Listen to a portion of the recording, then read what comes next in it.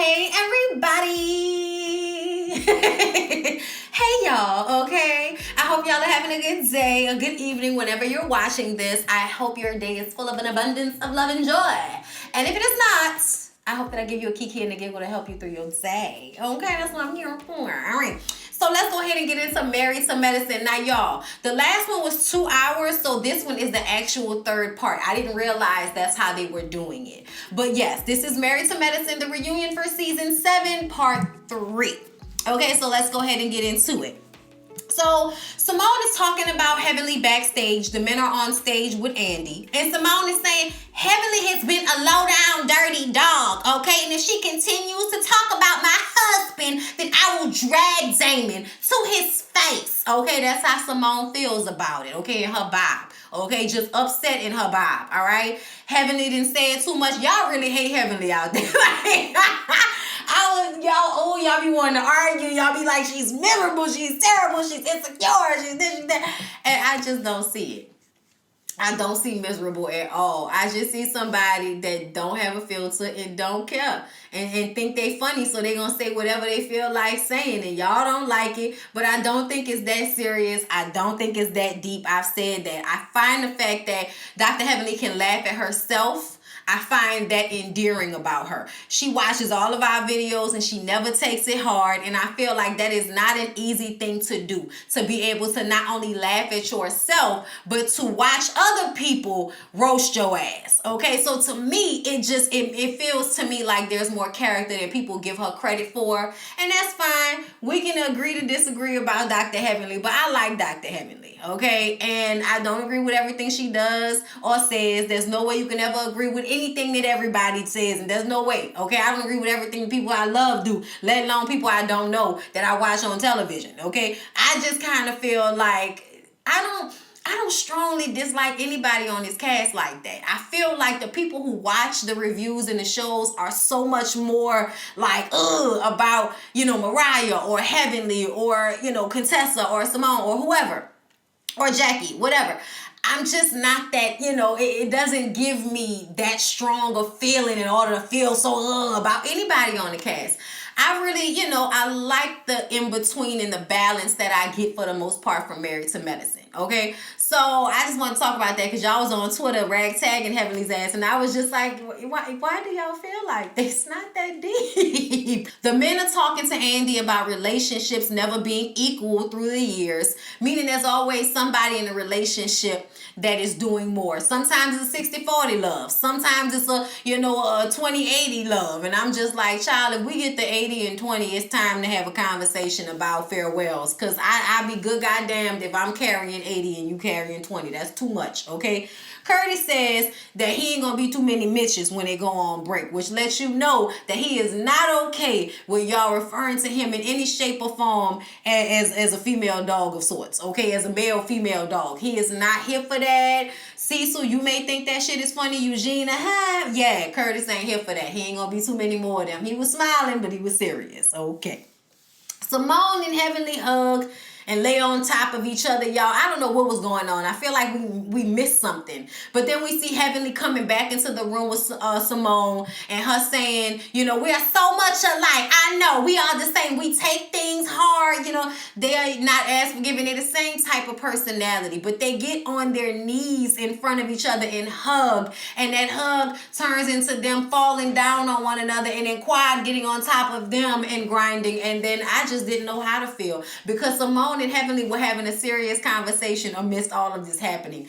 But the fact that they were even able to physically get that close to one another shows you that it's petty and it's not that serious, just like I said, okay? I feel like sometimes, especially with Dr. Simone, there is a need and a want to exaggerate your anger because you're on a reality show, and I think it's something that she does subtly because she's already that type of personality to kind of pop off and overreact when she gets in in emotion to do something like that. I think the cameras being there make her want to pop off. If she feels an inclination to overreact to something, that's what she's gonna do. And I think a lot of the other ladies do the same thing. Y'all don't believe me, but I think Buffy did the same thing. I think she felt like she wanted to cry, so she leaned into that fucking cry. Okay? I really believe that. But either way, they were able to make up, y'all. Okay, and Heavenly actually posted it on her Instagram earlier this week, so I already knew that they had made up. Dr. Jackie said, "Child, I had to leave so that they could make up because they wasn't gonna do it with me in the room." I was like, "That's a shame. That's some childish shit." But anyway, they get back to the stage. Simone and Heavenly both say that they have made up. It was a baby step, and that they are just alike, but you know what? They are in a better place now than they were when we left them last week. Thank you, God. Yeah, I like them being friends. I like the three of them, Heavenly, Dr. Jackie, and Dr. Simone. I actually used to get a kiki out of them being together. I know that, y'all don't like Heavenly and all of that. But I kind of feel like Heavenly says things, but I feel like all of the ladies say things. I don't know why everybody like pinpoints Heavenly like she's the only one that's called Toya dumb or something like that. But then she still gets in her reviews and says, child, maybe we all dumb and Toya is the smart one because she just wants to be at home. And if that's what she wants to do, she done found her a man that will supply her with the lifestyle she wants to live. Who can be mad at that? She happy. You know what I'm saying? Like, these are the conversations that she has on the reviews. So I feel like it gives you a little bit more insight into who she is. But she's still a Miami girl. And I feel like everybody forgets Miami girls are like New Orleans girls with that. If I feel like ribbing you, there's no filter. There's no what I won't say. It's your mama. It's F you. It's everything that we could think of to say if we feel like ribbing your ass. That's just how it goes sometimes. It's not, I'm not saying it's right, but I'm just saying that there happens to be a gutterness that comes with a Miami and also with a New Orleans girl, which is why I can recognize and understand. I'm not saying I would get along with just any old body because they got a lot of girls in New Orleans that I don't fool with because of that gutter ass attitude and that what you looking at, bitch. I thought the outfit was cute. I can't even look at you for 5 seconds without you cutting your eyes at me like you won't fucking fight. Like, that's how people be. So the friendships have helped save the marriages, okay? There's conversation about that because Andy was like, what do you think has helped y'all save y'all marriages? Because a lot of them have been through cheatations and we didn't know if we was going to divorce and all of this type of stuff. And really having other married friends that were able to pull them back into focus of what was important has really helped Simone and Dr. Jackie and Contessa and Scott. And honestly, y'all, I really do love to see that. I'm not even going to lie. That's one of the best things about this show is watching the different couples empower each other to work it out and stay together because marriage is not easy. But one of the things that I think makes marriage so hard is you can't just up and leave just because shit get difficult. And shit gets difficult. But you're not supposed to just up and leave. And people don't understand that. And when they marry somebody, they don't commit that to who they are. It all of a sudden becomes like, well, as soon as this gets uncomfortable for me, as soon as I don't feel butterflies, as soon as I'm bored, as soon as, we have one bad night in bed, then all of a sudden it's over. And that's not how any of this works. Like, marriage is really about that day-to-day trying to find a way to love on each other when things around us are going haywire, when, work and other family members and friends and all of that, like, it's trying to remember to be each other's happy place. So Curtis wants Jackie to work because it makes her happy, because there's a conversation about Jackie going back into work and working so much and working so hard that she will, get back into the habit of neglecting Curtis, because y'all know they were supposed to go to France. Well, that trip got postponed because they had to fix their roof. They ain't got no roof on their house right now. They're supposed to get a roof by the time they get back from the reunion show, but when they left, there was no roof. It's a lot going on with the rebuilding of the house, and they just had to postpone. But that conversation still needed to be had between Jackie and Curtis about remembering that, yes, I married a woman that wants to work, so I cannot ask her not to work. That's what she does that makes her happy. But you married a man, so you still have to be a wife. Remember, don't neglect him because you want to work all the time. Something that they're going to constantly have to remind each other of. It's just how some of these things work. So y'all, they were saying how Dr. Gregory still want Quad. Like, he has a lot of emotion in his voice about her. I said, then Simone, why were you bringing up the beautiful girlfriend that he has? Okay, because if I was the beautiful girlfriend, I would feel some type of way about y'all saying that my old man missed his ex-wife. Just saying. But either way, that makes Quad sad. Okay, they didn't work out. And the fact that he's still feeling some type of way about her, that made her sad. But she don't want that man back. Cut it out. So y'all, Aiden and Mariah and, being black Bangladeshi, Okay, mixing the cultures and the Muslim culture and the conversation, and Mariah not feeling supported, but then sitting down during dinner at Ramadan and calling Quad a hoe. You know, we got to discuss all of that. And the viewer asked why they discuss Quad during Ramadan and call her a whore. It's supposed to be this spiritual happy time. You've been fasting. Why are you having negative conversations about Quad during this, you know, monumental important time in your family and in your religion? What's up with that? Mariah sit up there and say she ain't say nothing. They played the tape back, and it was Lake, her sister. I hate that she has that name because that's what I want to name my daughter. And, you know, the fact that it's her, I was just like, I ain't never seen a Lake before, and then it's you.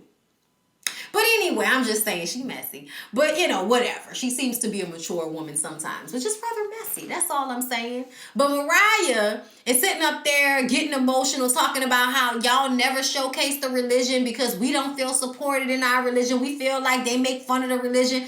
I haven't seen anybody make fun of the religion. I've seen them make fun of your man being Indian and having little parts.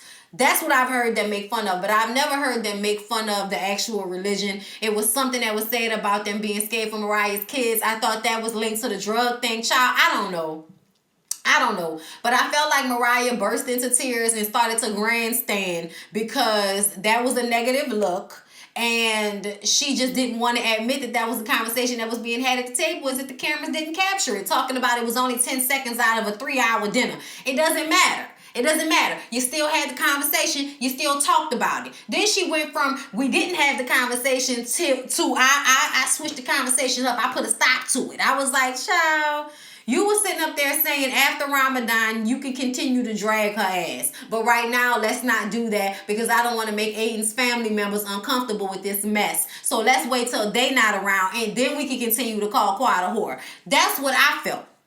And I think that's what Contessa and a lot of the other ladies felt from watching that clip back, okay? But they let Mariah have it because don't nobody feel like going back and forth with her about that. Aiden starts talking, and Quad was talking. So, you know, Aiden's like, okay, be quiet. And she didn't like the fact that he said be quiet. He tends to be a tad bit short and disrespectful sometimes. That's why I don't like him. And Andy was like, but can you please be quiet? And I'm like, Andy, you working on my nerves too.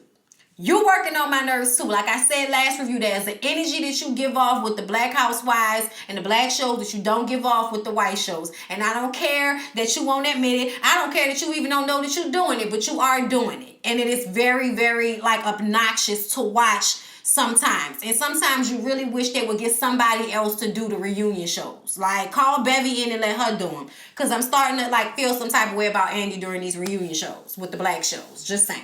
Aiden then just reiterates, I mean, you thought he was going to say something profound the way he was asking Quiet to be quiet. Also that he can say the same thing Mariah said about how it was only 10 seconds of the 3-hour dinner. And Mariah says that no one ever stands up and tells the truth. I said that's the thing that she's been running with this entire season. Stop looking for them to back you up. They don't care about you like that.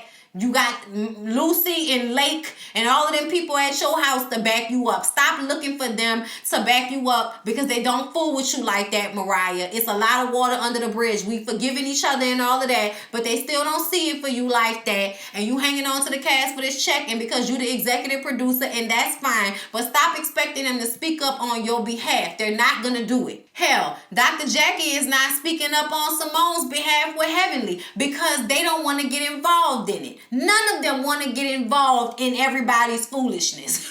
Okay? I got my beef with this person, but I'm not getting involved in your beef with this person, you know, except for Dr. Heavenly. She's always involved in anything that has to do with Dr. Jackie. That's just the way it is, you know. So Contessa and Scott. Toya says that Contessa should have stayed her ass in Atlanta if she wanted to go to school. Andy felt like that would have been a smarter thing to do. But Dr. Contessa says that for the specific thing that she was trying to do, that school in Nashville was the best possibility for her. So that's what she sought out. She is back in school and she will be finished by the summer. Thank you, Jesus, Dr. Contessa. We are so glad, girl, because you stressed us out this season with this whole school situation. Okay? And then they talk about the men, you know, feeling like they deserve a pat on the back and so much appreciation for doing the shit that the wives do all the time, which is work and be full-time mother and wife and all of that, while y'all get to do a little percentage every now and again. But we all know it's a double standard. The mother always does more, for the most part, all right? There's always that small percentage of men like my daddy that did more than the mothers did at one point or another. But ultimately, I feel like all of these men love their families, love their wives, love their kids, regardless of their mistakes, okay? And I feel like Dr. Scott does try, but it is that double standard of you expecting to be patted on the back for doing shit that your wife was doing without question, motivation, without ask or answer. She just did it. You expected her to do it, and that was that. But when you do it, you want somebody to, rub on your back and make you feel special for doing what you were supposed to do with your kids. Dr. Scott says that even when Contessa wasn't gone, they both, collectively helped get their children together every day. And she was just kind of looking like she didn't believe that, but whatever. Eugene says that his issue is we can take care of our kids, but what the wives do is because we don't do it the way they do it, then y'all want to say something about it. And we did notice that with Contessa, and I said that with her. Like, you don't have to point out every little thing that he doesn't have handled in the moment. Get in there and jump in there and help, bitch. Like, you see, you know what I'm saying? I understand how you feel, but he been at work all day. He didn't got the kids, he cooked the kids dinner. And you complaining about dishes and saying, go wash the dishes, Contessa, or pay somebody to do it. But sitting up there causing rifts in y'all relationship when y'all can just throw money at the problem is ridiculous to me. Like, I'm one of them. If I got the money to throw at something, I'm throwing the money. I want the peace, okay? I don't need the aggravation. But they did discuss how Scott was having these conversations in front of his children and with his children that might have made them feel more negative about Contessa being in school and how that sabotaged her in a way. So he does apologize for that. He apologized during the season when he realized that's what he was doing. But I don't think he was doing it on purpose, because I think that it's a dad. He's in his everyday life. Those are his kids. Like, I can remember my dad saying certain things to me that I feel like my mom might not would have wanted him to say to me. But I was still glad that he said it, because it gave me more of a picture of what I was looking at sometimes. But still, I felt like it's probably something my mom wouldn't want him to say to me as the child. It's just the way that is sometimes. But you have a certain level of comfortability with your children. So, you know what I mean? There's a sharing there that shouldn't have happened, but he's rectified that situation. And Contessa agreed that he rectified that situation. So, yeah, they good. But they also talk about how Contessa told Buffy that she felt like Scott made her quit being in the military. And I feel like, so you was going to move around with your kids for your whole life? You wasn't never going to settle down? You have, 3 children? And you was expecting to constantly be moving and taking them out of this school and putting them in a different school? Like, I understand that works for some people, but all in all, if my husband says, okay, this is the umpteenth time we've moved, I'm tired now, then stop looking at it like you made this huge sacrifice for him and you're the martyr. That's what Contessa does. I don't like that. At the end of the day, you marry a person, you have children with them. You have to think about how they feel when you make these life-changing decisions, okay? And I feel like something like moving all the time is very tiring, very strenuous on everybody. So it's not about, and that's her thing. Contessa likes to say, oh, I did this for Scott. But really, it's not just about Scott, it's about your kids too. Your kids were having negative reactions to you not being around. Your kids probably will have a negative reaction to never being able to build friendships that last longer than a year or so because you are constantly moving them around.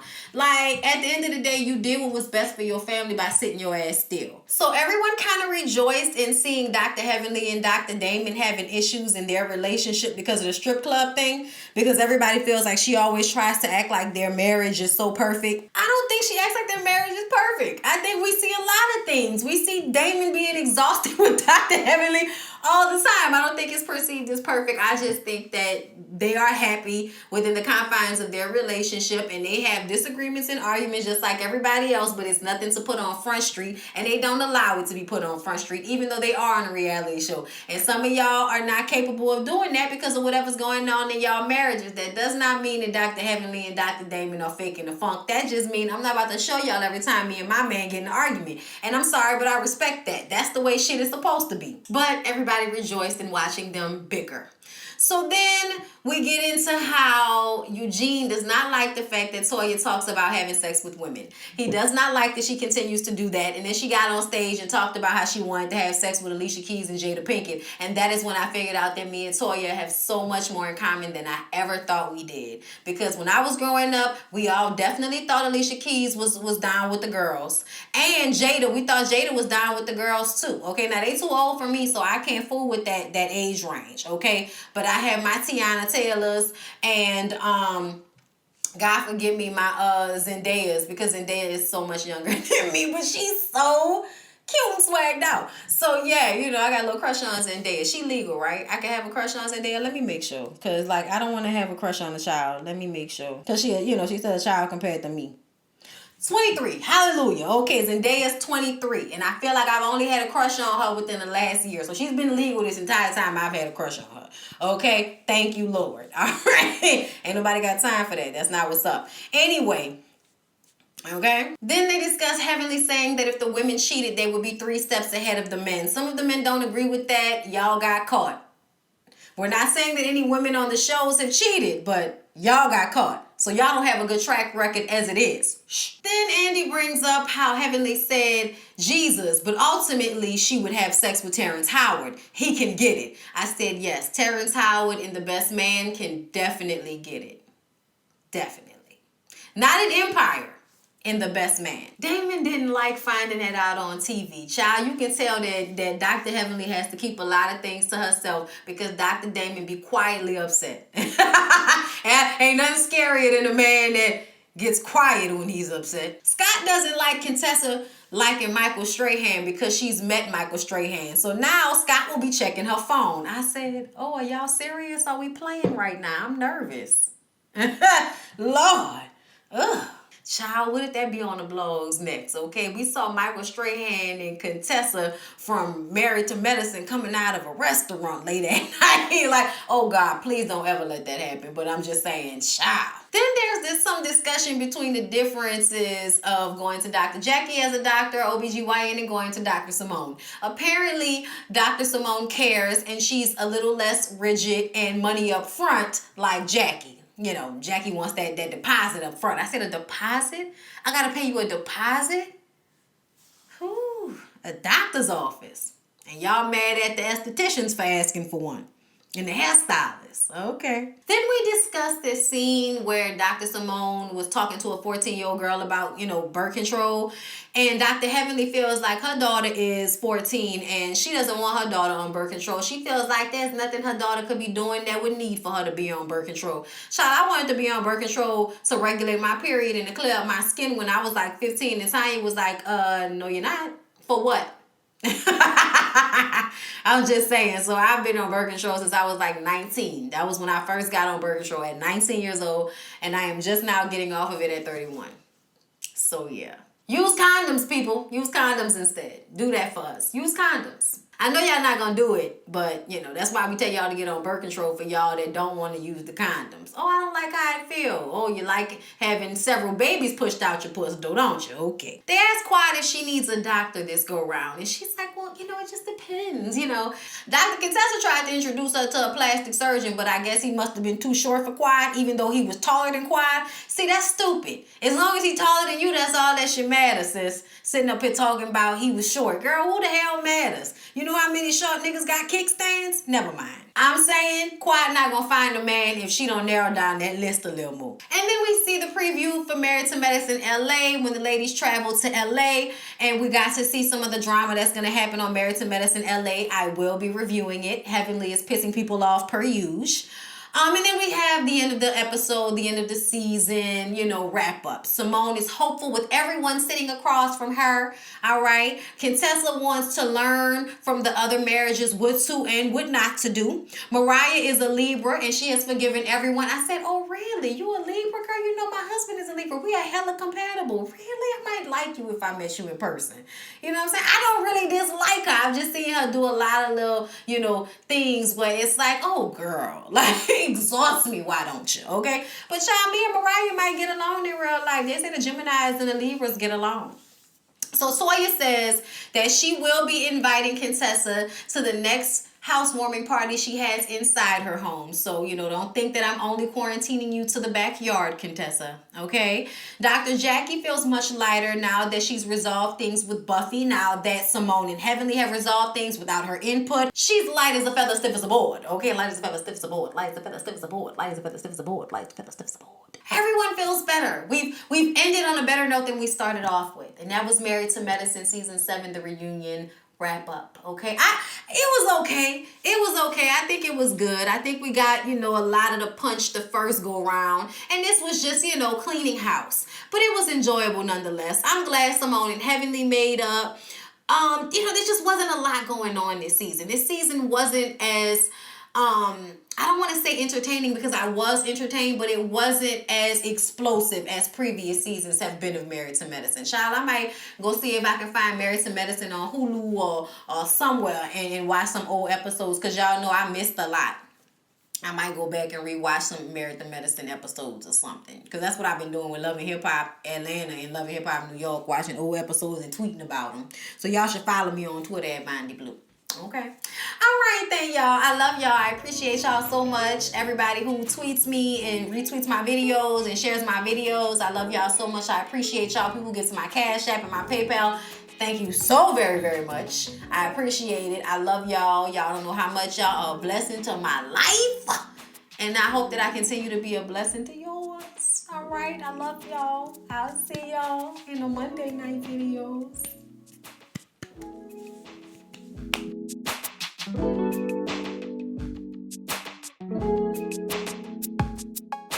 you.